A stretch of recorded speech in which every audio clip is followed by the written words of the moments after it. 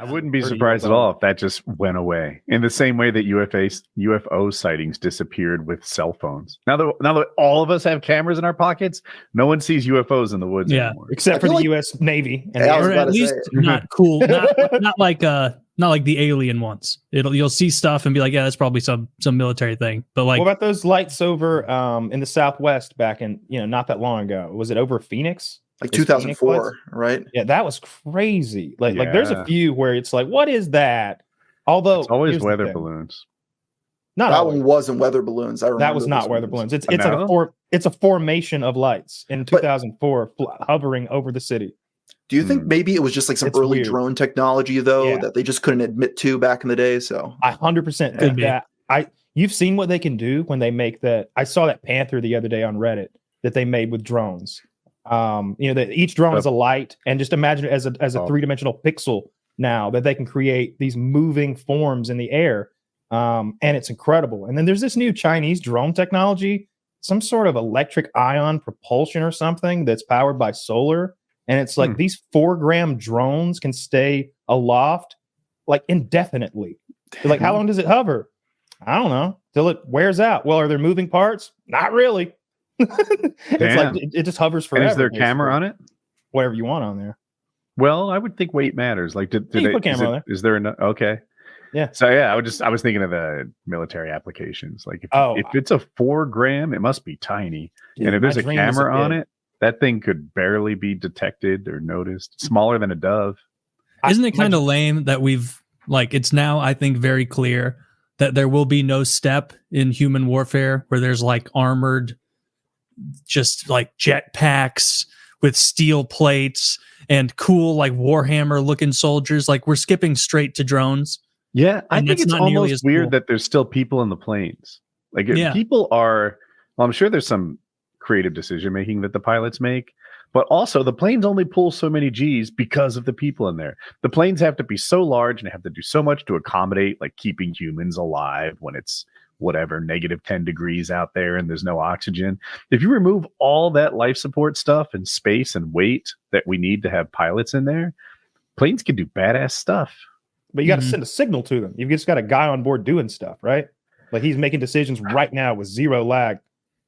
Yeah, really good point. And he's got the best information possible. But then you wonder if how much cheaper would it be? Like, if the deluxe version has a person in it and it costs $35 million, but I can have 10 drones at $3 million. I don't think my 10 beat yours. Maybe I think they've got some sort of AI like plane and they dogfight with people, and I don't think the AI does so hot. I'm sure the U.S. government just gives out $1 trillion contracts to companies, and then they say, "Oh, well, we'll make this," and then 10 years later, they're just like, "Oh, well, we need actually $5 million more each month to keep this afloat." I think that's what happens a lot of the time. I think you're right. There was like a whole documentary a while back, like tracking some of these like predatory military contractors, and they'll be like, "Oh, I'm Senator Joe's cousin. I can totally design Humvee doors that are this bulletproof." And then they're like, "Okay, here's your little government grant, little government contract." And then 5 years later, they're like, forgot to make the doors. Oh no. Well, here's a stock door with a neat sticker on it. And then they're like, "Oh, well, I guess that didn't work. Keep the money. We'll find someone else." I had a friend who wrote something for one of the American 3-letter agencies. I don't want to pretend I know which. And it was for spies to exchange information with their phones. And the way it worked is you open the app, you walked into like Starbucks or something. And then one of the people that's already in there also has it. It puts the information on your phone and you leave. You don't even know who gave it to you. That's just how it went down. And he made like 120 grand for what was a pretty simple iPhone app. That's pretty cool. Good for him. Oh my God. You gotta, I mean, that's a lot of money. I bet it was easy for him to write the thing, but it's one of those, it's like, I don't know. It's like doing some work for the Lannisters and they pay you $500. And it's like, yeah, that's the going rate. Yeah, but they're the Lannisters. They really should have paid me like 5,000, so it only worked for them. So I wouldn't be out looking for more work after this. You know what I mean? They should keep me close. And it's not even necessarily fair at all. It's like if I mowed Elon Musk's yard or like Bill Gates' yard, and they were like, "You did a wonderful job. What was the agreed upon rate?" $85, I'd be like, you piece of shit. And like, even if it was like not even a big 84, 85. He's like, hold on, I have to walk into my vault and grab my petty cash. You don't mind a saw Sacagawea $1, do you? I mean, it was 9/11 just passed. Didn't happen again this year. No.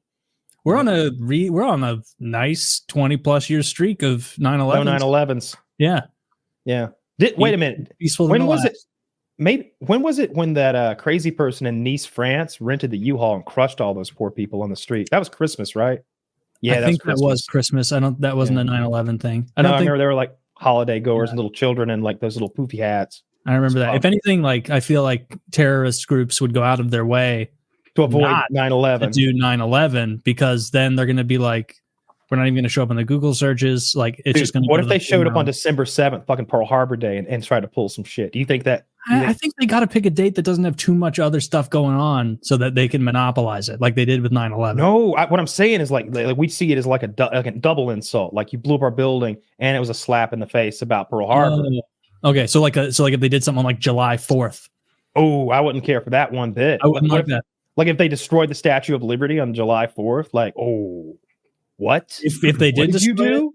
I would want us to build it twice as big. But it's better this time. I bet Israel could shoot a missile at the Statue of Liberty's head on 4th of July, and CNN would report the Israeli firework tribute in New York. Well, it's all red, white, and blue here. A lot of blood, though. What's that island called that it's on? Ellis Island? Ellis Island. I think that's across the way a little bit. I can't remember the actual island that the statue sits on. I don't know. I thought it was Ellis. Maybe it is. I thought it was across the way because I thought and The Godfather, when he's like rolling into town, I thought that was the POV that he was at Ellis and looking at it. Yeah. But anyway, that I think that'd be a big no because you don't want to like. And after 9/11, we all got organized. You know what I mean? Like all of America. Remember how many flags there were? I know you were like pretty young. You're like 10 or 12. And so I remember all the flags and all the adults being very patriotic. Dude, my mistake. It's called Liberty Island. I looked it up. Okay. Mm-hmm. Yeah, there's. I mean, we stopped calling French fries French because they didn't want to massacre people with us, dude. Like, I remember being 10 years old. And during the freedom fries thing and being like, this is retarded. Like at 10, I was like, what?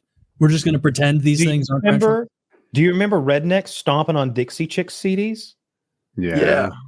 In parking lots. Dude, the Dixie Chicks were like, George Bush is huge. Like a murderer or like a fascist or something. And they were like, not in our Dixie. They done took the Dixie out to Chicks. And they just start stomping on those fucking CDs out in parking lots, and it was like for real. It was like they talk about it now, like how crazy it was for their careers and like what a weird time it was because it was a slap in the face to the base. You can imagine. Mm-hmm. It's wild too because I don't think any of that stuff had anything to do with 9/11. That was like all in retaliation for Iraq, which had nothing to do with any of that stuff. Bush said it did. So did Halliburton. I'm sorry, Halliburton said it did. Yeah, they used reports that said it was. Fox News in particular would just mention 9/11 and Iraq in the same breath again and again. And they never said that Iraq was behind 9/11. It was just 9/11 was a horrible tragedy and we can't have something like that again. We need to get into Iraq. And it would kind of imply that Saddam Hussein killed terrorists, I recall. So one man's terrorist is another man's freedom fighter. Al-Qaeda was like an enemy of Saddam Hussein. He kept Al-Qaeda under his thumb because he didn't want anyone else like having power in his country. He had a Sunni Shiite thing going on there, and you also had the Kurds up in I think the northeast or whatever. Those are the people who gassed after we pulled out and gave him his choppers back. It's a big ethnic group that wants their own fucking land. The Kurds were the only ones on our side, and we supported them for a little while, then we let them fall. Yeah, we were like, brave Kurdistanis, rise up. Now is your moment. And they were like, fuck yeah, America. Thank you for the liberty, sir. Keep flying them Apaches. Why is everyone Southern to you this episode? What, you can't go a little Middle Eastern with it? Like, I don't know. I think it's funny, I guess, and it's not, but I'm in too deep. So I'm just gonna bear with it. Yeah, we left those Kurds out to dry. They stood up and they started fighting while we were. This is Gulf War I, and then Schwarzkopf, who's the general in charge, Stormin Norman Schwarzkopf, was like, "All right, Iraqis, you can now fly your helicopters over the northern part of the country now, and establish order in whatever manner you see fit. Of course, abide by there's rules and regulations about where you could fly and shit, I'm sure." And they went up there and gassed the Kurdistani villages with poison gas and killed, I don't know, 10 or 20,000, something like that. And that put the revolt down. And then we let Saddam be in power until brave George W. stepped up and avenged their dirty plot to kill his father, which was the sole reason to make up yellow cake uranium and get that witness to say that thing and then pretend like they didn't stop saying that thing, and then just repeat the lie over and over ad nauseum. And 9/11, yellow cake uranium, weapons of mass destruction. They won't let Hans Blitz in. Oh, they've got aluminum tubes. What could they be making? There's a lot of fibbing going on surrounding that. I can't think of anything but rockets and death. like it's aluminum tubes. Like, I don't know. Yeah, we killed all those poor people just to, and like you said, now George Bush is a painter, so we should leave him alone. Yeah, the rehabilitation they do to these monsters is absurd. Every president mostly is liked more. You know what they did to that guy? Threw the shoe at him. They probably right. He's okay. Scolding. He's into prison for like 3 to 5 or something. Like now he's okay. He lives in Iraq, Woody. Now he's living in Iraq. I bet he's a hero. I bet they gave him the bronze flip-flop award after all is said and done. That is Matush, the thrower of the greatest thong thrower in all of Iraq. And tell the story, Matush. Tell it again. No one wants to hear that story. Here's Matush. Tell us the story of how you threw your shoe at the great Satan. Very well. Quiet down, children. Well, I missed. Falls on the crowd. I threw the first one, but he was too sly, too quick. These American dogs. And the second one was my fault. I should have aimed left. And also, the Iraqi president, or our puppet, was like playing D. He was like he must have played volleyball in school or something, because he was like getting that other shoe out of the fucking way. He's like, not at my president. He was playing defense for sure. I appreciated the hell out of that. You appreciate a little thing. So he was sentenced to 2 or 3 years, and he served 9 months.